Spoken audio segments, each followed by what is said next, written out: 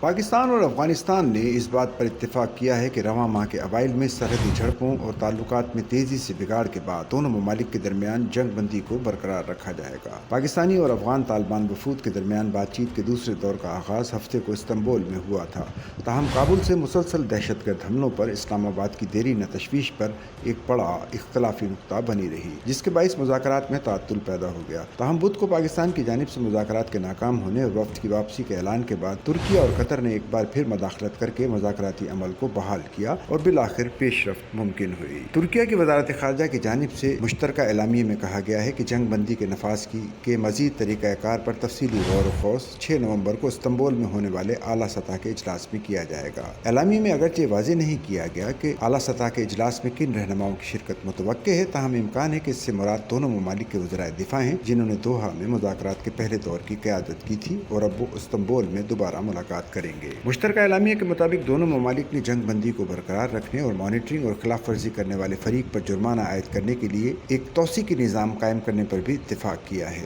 ترکیہ کے وزارت خارجہ کے اعلامیے میں کہا گیا ہے کہ تمام فریق اس بات پر متفق ہیں کہ امن کے تسلسل کو یقینی بنانے اور خلاف ورزی کرنے والے فریق پر سزا نافذ کرنے کے لیے نگرانی اور توثیق کا ایک نظام قائم کیا جائے گا۔ یہ مشترکہ اعلامیہ اس وقت سامنے آیا جب وزیر دفاع خواجہ آصف نے کہا کہ استنبول مذاکرات میں اب ایک روشنی کی کرن دکھائی دے رہی ہے، ایک مہم سی امید پیدا ہوئی ہے، امید ہے کہ اس سے کوئی شکل ضرور نکلے گی۔ قطر اور ترکیہ ہمارے لیے بہت قابل احترام اور خیر خواہ ہیں۔ ترکیہ نے پاکستان بھارت تنازع میں کھل کر ہمارا ساتھ دیا، اس لیے ہم ان کی رائے کا احترام کرتے ہیں۔